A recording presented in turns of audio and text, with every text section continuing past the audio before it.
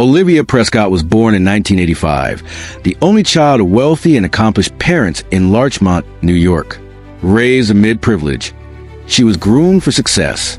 Her father, a prominent corporate lawyer, and her mother, a respected art curator, instilled in her a relentless drive and a taste for finer things in life.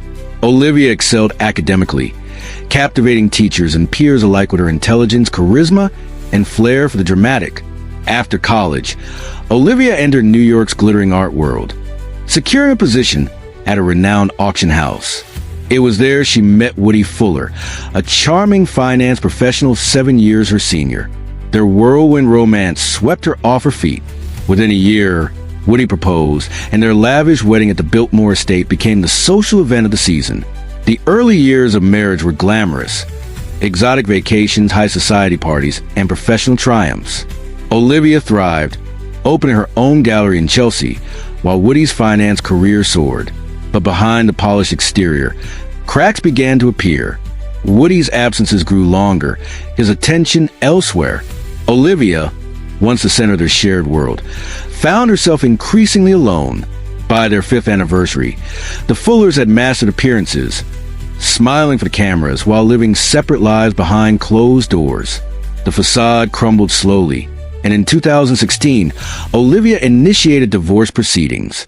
The split was amicable, leaving her financially secure but emotionally adrift. Seeking healing and rediscovery, Olivia sold her gallery, traveled the world, and finally found a sense of self she had never known. At 33, she had a circle of friends, a rescue dog named Fitzgerald, and a life defined by her own choices. It was at a gala for her nonprofit that Olivia met Paul, a literature professor. Unlike her first husband, Paul was thoughtful, nurturing, and intellectually engaging. Their connection was immediate and deep. Within months, they were inseparable, and Paul proposed with a vintage emerald ring. Their winter wedding at the New York Public Library seemed the start of a perfect second chapter. But as the months passed, subtle changes emerged. Paul became increasingly distant, citing his research and a colleague named Julian.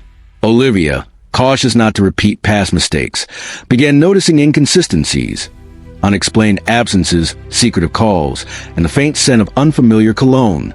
Then came a discovery that would shatter her world. One rainy July afternoon, Olivia followed Paul to a discreet hotel.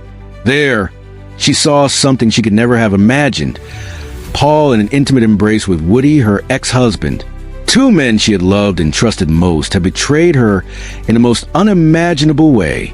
Overcome with rage and heartbreak, Olivia fled the scene, but the emotional storm did not subside. Weeks of inner turmoil, sleepless nights, and mounting anger culminated in a fateful decision. Finding a gun in Paul's desk, Olivia set out to confront the 2 men once and for all. In the luxurious confines of Woody's penthouse, the confrontation spiraled into violence. Olivia fired multiple shots, killing both Woody and Paul. The aftermath was immediate. Police sirens pierced the night as she surrendered without resistance, her face vacant, her composure eerily calm. At trial, the city watched in stunned disbelief. Her defense argued temporary insanity, citing extreme emotional distress and betrayal. The prosecution painted a different picture, highlighting premeditation and deliberate action. Public opinion was divided. Sympathy for a woman scorned or condemnation for cold-blooded murder. Ultimately, Olivia Prescott Fisher was found guilty of manslaughter and sentenced to 15 years in prison, with the possibility of parole after 10.